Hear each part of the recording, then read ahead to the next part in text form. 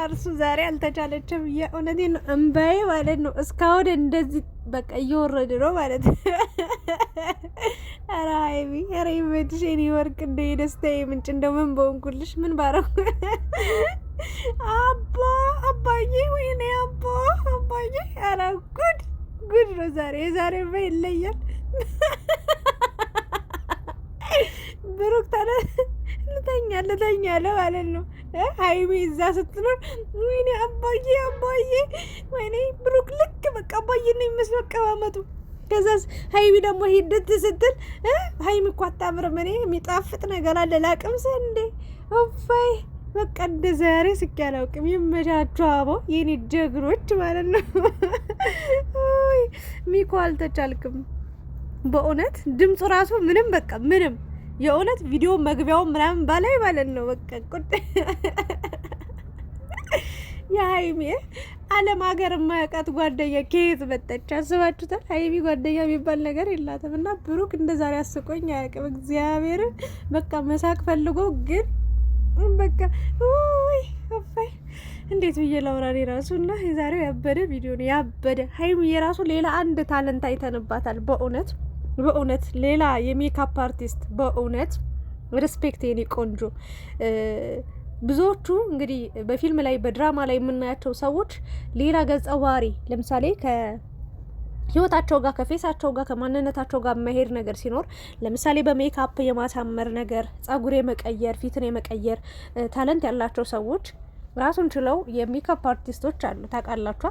ሀይሚዬ ከትወናም በላይ ደግሞ እንግዲህ የሜካፕ አርቲስት ሆናልናለች። የኔ ወርቅ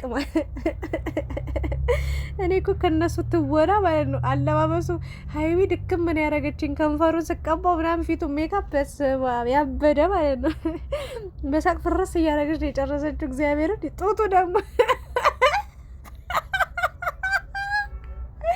አረ ጡቱ እንደ ዛሬ ስቅ ያላቀው ኦ ማይ ጋድ የሚያስብል ይሄ ነው።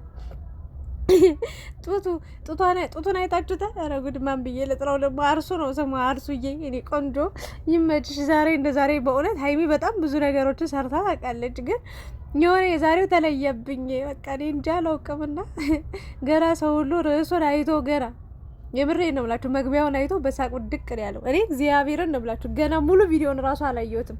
በቃ መጀመሪያ ላይ ተቆርጦ የሚለቀቃል አይደል? እሱን አይቼ ልቤ ድክም እስክትል ነው የሳቅኩትና የደስታዬ ምንጮች ብያቸዋለሁ። በቃ የሁሉም ሰው የደስታ ምንጭ ናችሁ። ይመቻችሁ የኔ ውዶች። እና ብሩክ ቤቴ በሀገር ሰላም ብሎ ሲገባ አንድ ማትታወቅ ሴት ቤቱ ቁጭ ብላለች። ግራ ተጋባ። ሰላም አላት። ብሩክ እባላለሁ። ጭራሽ እግሩ ላይ ልትቀመጥ ከዛስ ኧረ በእናትሽ ይቅርታ አድርጊልኝ እናት ምናምን ብሏት ሲነሳ ከዛስ ምን ብትል ጥሩ ነው? አባዬ እኮ እግሩ ላይ ያስቀምጠኝ ነበር። አንተ ታዲያ ምንድን ነው ታካብዳለህ እንዴ ምናምን።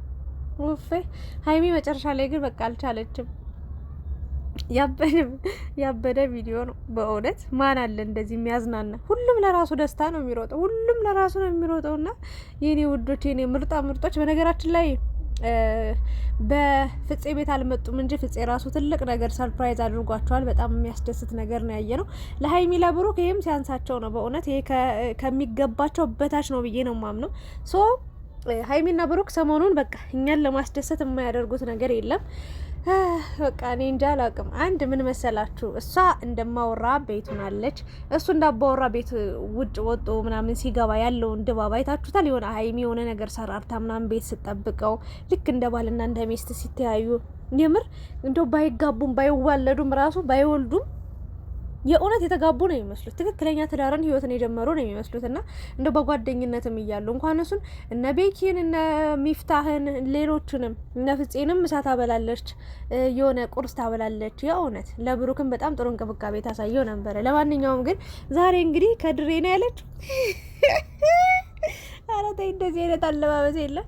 መጣለች አርሴማ ትባላለች እና ጓደኛዬ ነች። በቃ ባሌን ተዋወቂው። ከዛስ እንዴ ምንድነው ወራት ትገላለጪ ምናምን ጡቴን አመመኝ ደግሞ አላለችም። ጡቴን መጨረሻ ላይ ብሩክ ማለት ነው በቃ የሆነ ጡቱን አይቶ ደበረው ሂዳው ልቅ ምናምን እያለው ነበረ። እና በጣም አንደኛ ትወና፣ አንደኛ ሀሳብ፣ አንደኛ መዝናናት። እግዚአብሔርን ይመቻችሁ አቦ።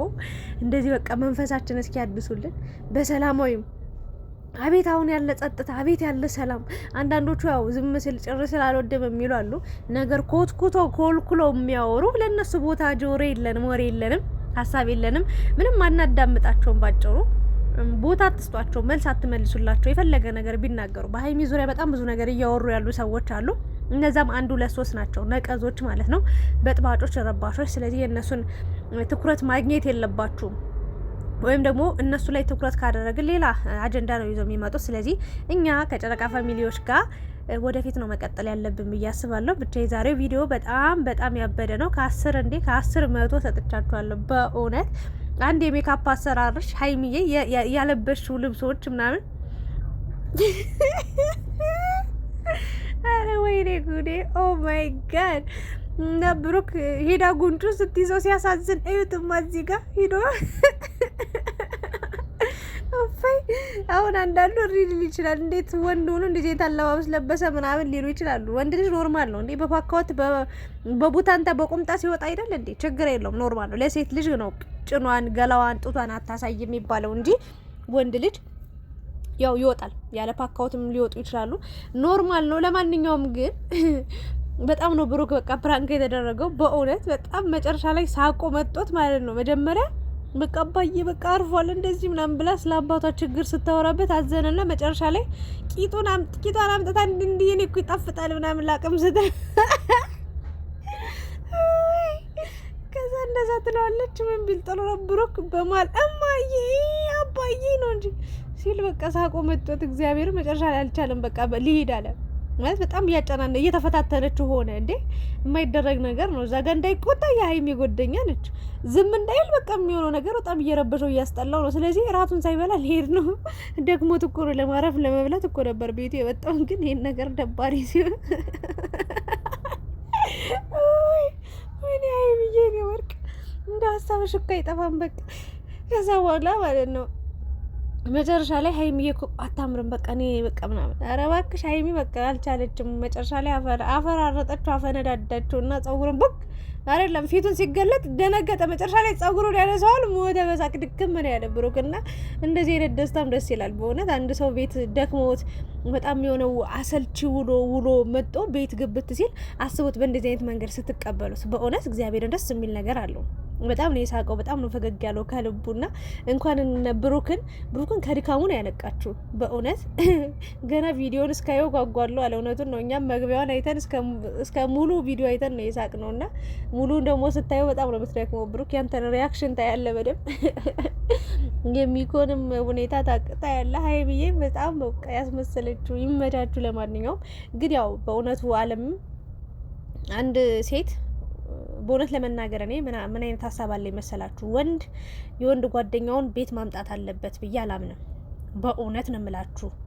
እኔ አሁን ስለ ባሌና ስለ እኔ ብዙ ታሪኮች ያልሰማችኋቸው ነገሮች አሉ። ግን እሱን ቆይ አወራላችኋለሁ። ሴትም የሴት ጓደኛዋን ይዛ ለትዳር ከሆነች ማምጣት አለባት ብዬ አላምንም።